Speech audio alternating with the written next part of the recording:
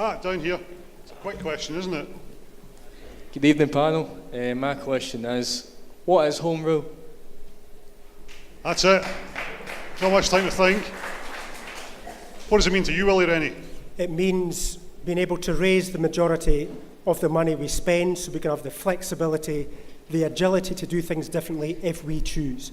Just now the Scottish Parliament doesn't have that financial muscle, and with that financial muscle we can make the difference. It also means having a Scottish welfare system worth £3 billion, but also making the Scottish Parliament a permanent institution, an integral part of the United Kingdom, so it's a more equal partner within that United Kingdom. To me, that's Home Rule within the UK. Ruth Davidson.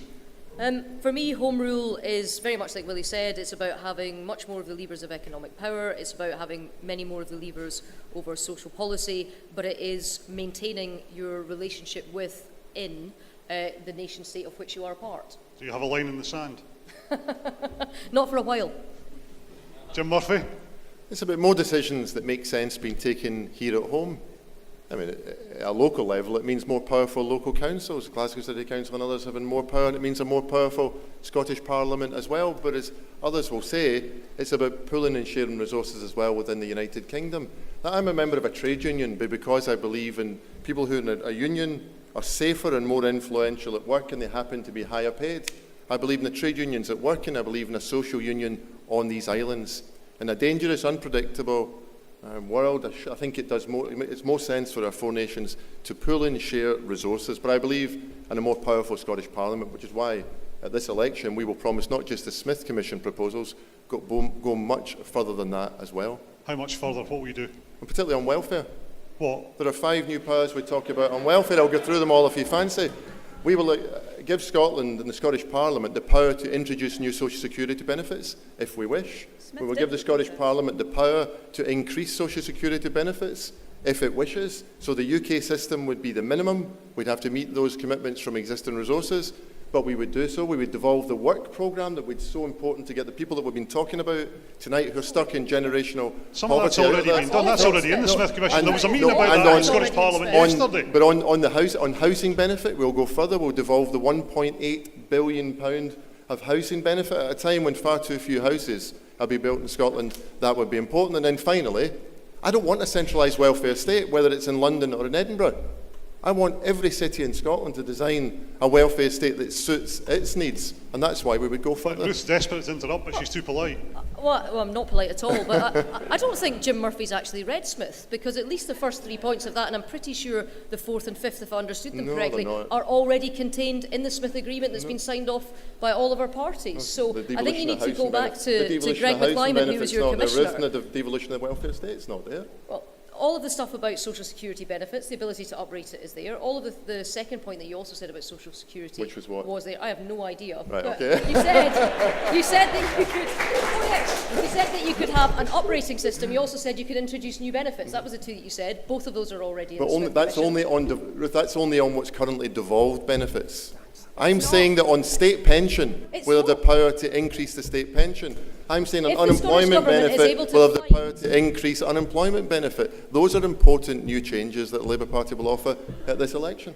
If the Scottish Government can find the money to pay pensioners more and can find the delivery method, there is nothing which prevents them from doing so under Smith. Yep. Nothing which prevents them from doing so under Smith. What was your third point? Devolving the welfare state. No, that wasn't the third point that you said. What did you say?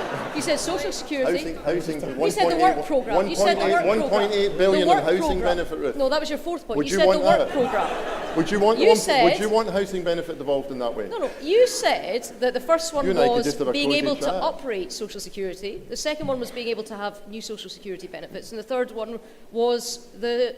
Testing your memory. I am testing my memory. I had a drink before I came. Can you tell?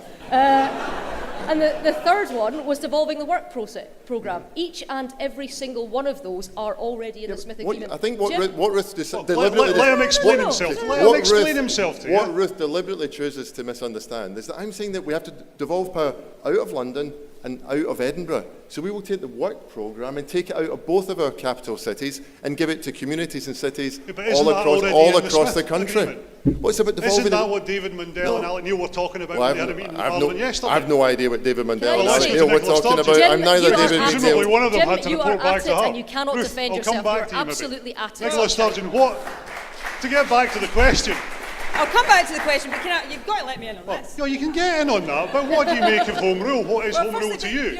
I'm about to utter a sentence that you may have never heard me utter before and probably will never hear me utter again, but on this I think Ruth Davidson's probably right. All of these proposals... Wait. Was that the I agree with Ruth moment? We're in the original Smith Commission report. So anyway, back to what does Home Rule mean to me. Home Rule means all the decisions that affect our lives, the lives of ourselves, our families, our communities are taken at home. It means that we're in charge of our own decisions, our own destiny. I guess we could find a word for it, the same word that 200 other countries across the world use, independence. What Home Rule isn't, is a set of proposals, and I'm back to the Smith Commission, that leaves 70% of all tax decisions at Westminster and 85% of the social security budget at Westminster. That's not Home Rule, that's continued Westminster rule, and that has to go a lot further.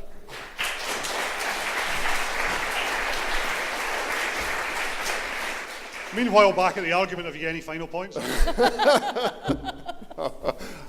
To be continued. Right, let's move on, because we've got a lot of questions to get through.